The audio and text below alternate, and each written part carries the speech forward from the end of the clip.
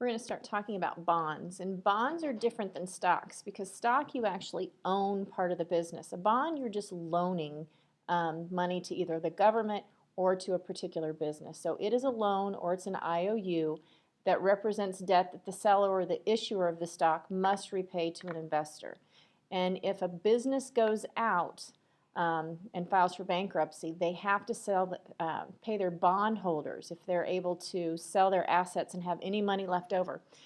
Anyone who has bought a bond from them, they pay them first because they loan them that money. They're not owners. So the stockholders, because they are owners, would be paid second. It is a bond you are paid a fixed amount of interest at regular intervals for a specific amount of time. And they're very low risk, or lower risk I should say, than stocks. Usually lower return because that is the relationship. The lower the risk, typically the lower the return on that. There are three components to a bond. You have the coupon rate, which is the interest rate that is paid to the bondholder. You have the maturity date, which is the time at which payment to a bondholder is due. So usually bonds run either 10-year bonds, 20-year bonds, or 30-year bonds. And then par value is the amount that's going to be paid to the bondholder at the maturity date. Sometimes it's called, or it's also known as, the face value of the bond or the principal of the bond. An example of how you make money purchasing a bond. Let's say you purchase or you invest $1,000, so that would be the face value of that. The coupon rate is going to be 5% annually, so they are going to pay you 5% of that $1,000 every year for 10 years.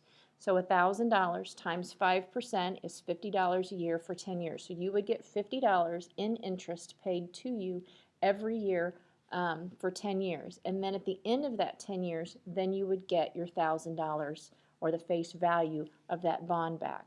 So at the end of 10 years, you'll get your $500 interest plus the $1,000 back. There are different types of bonds. The first type is a savings bonds, and some of you may have gotten these for Christmas or birthdays. I know my parents gave the boys those as they were growing up, and these are issued by the United States government. These do not pay out interest like the example that I just gave.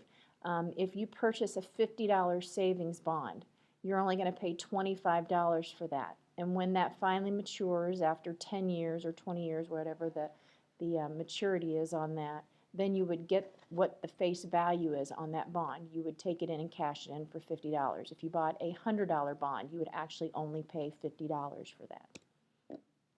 You have treasury bonds, treasury bills, and treasury notes. And the only difference between those three, you're loaning money to the government for all of those, but it's different lengths of time. A treasury bond, you're loaning to the United States Treasury, and it's a 30-year bond, minimum of $100, and these are typically very safe.